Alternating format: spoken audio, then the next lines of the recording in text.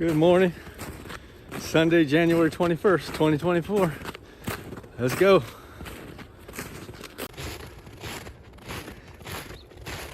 $10 out here. Snow still on the ground. Out here exploring the field. See if we can find any birds or anything interesting.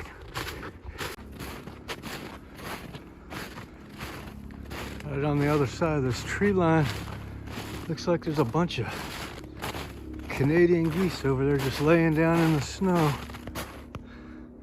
See if we can get up closer.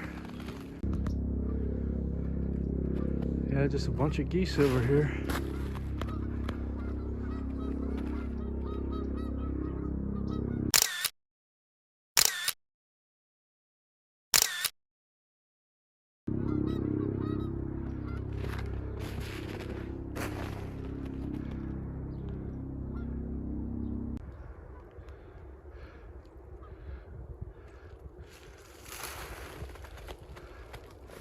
Looks like they're ready for spring.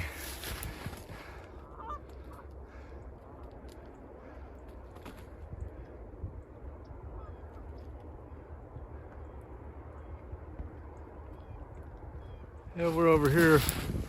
That's the Holston Valley Medical Center there, here in Kingsport, Tennessee. Just exploring this field over here. It's like the remnants of an old farm over here.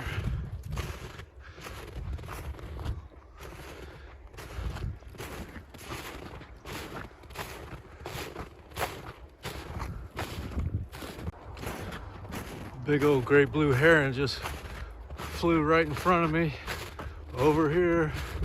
Looked like he went up in that tree somewhere down there. See if we can go find him.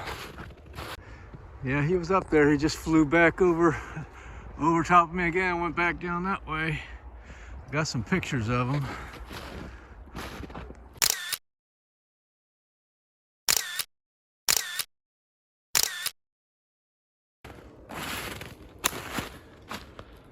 Something red over there.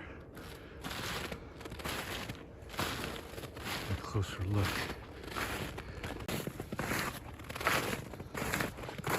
Just looks like a pair of sweatpants.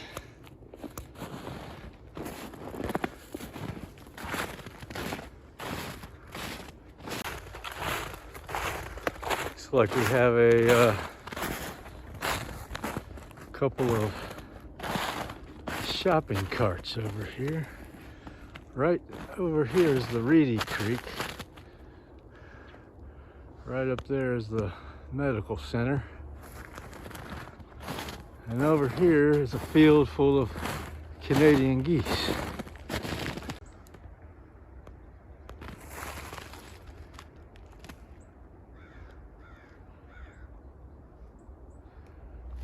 Crow up there, top of that tree.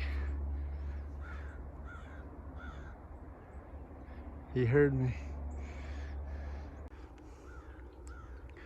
Here's what the Reedy Creek is looking like over here. Got a little ice on the edges there. Right across the other side is one of the trailheads there of the Greenbelt Walking Trail.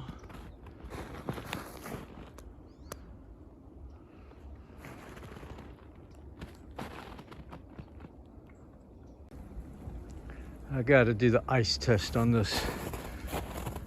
See how thick this ice is. You got a little chunk of wood here. Will it hold this chunk of wood? Well, it hit a branch, but it held it up.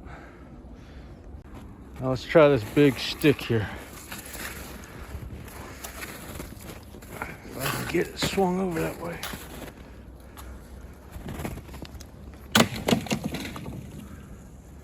Put a hole in the ice there, but it's still there on top.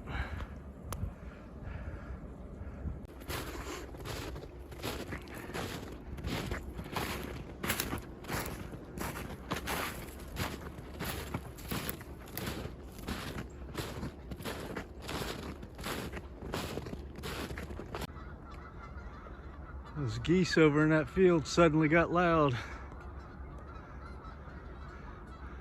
Sounds like they're getting clearance from the tower to take off.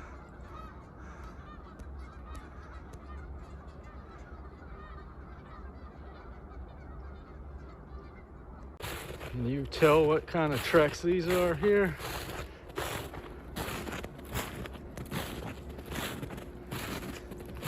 To me, it looks like somebody walking a bicycle. Pretty wide tire bicycle though. Probably a mountain bike.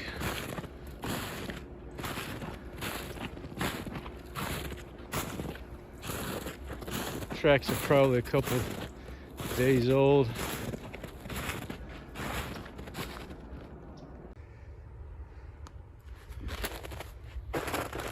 That's gonna be it for today. Thanks for walking along. Check you later. Roger, over and out. To be complete and strong, integrity must embrace the whole man and extend to all the details of his life.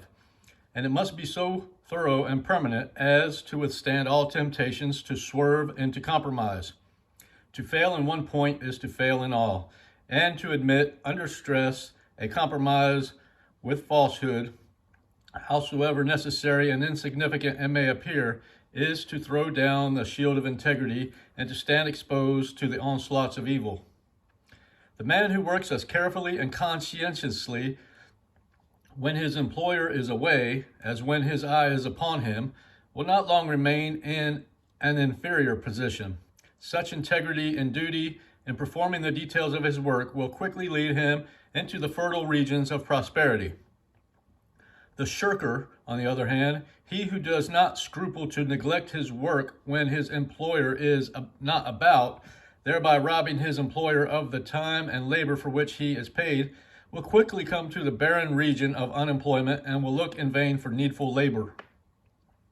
There will come a time, too, to the man who is not deeply rooted in integrity, when it will seem necessary to his prospects and prosperity that he should tell a lie or do a dishonest thing.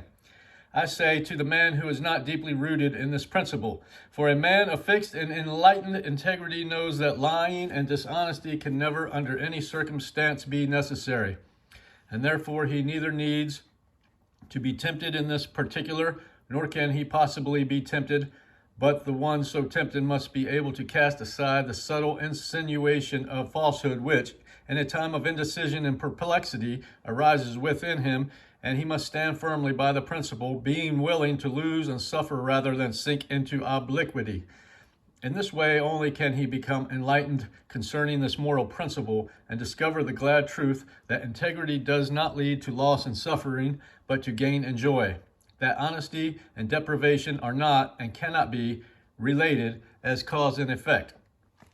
It is this willingness to sacrifice rather than be untrue that leads to enlightenment in all spheres of life. And the man who, rather than sacrifice some selfish aim, will lie or deceive, has forfeited his right to moral enlightenment, and takes his place lower down among the devotees of deceit, among the doers of shady transactions, than men of no character and no reputation.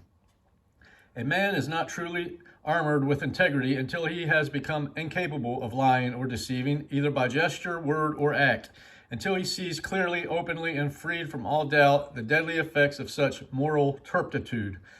The man so enlightened is protected from all quarters and can no more be undermined by dishonest men than the sun can be pulled down from the heaven by madmen, and the arrows of selfishness and treachery that may be poured upon him will rebound from the strong armor of his integrity and the bright shield of his righteousness, leaving him unharmed and untouched.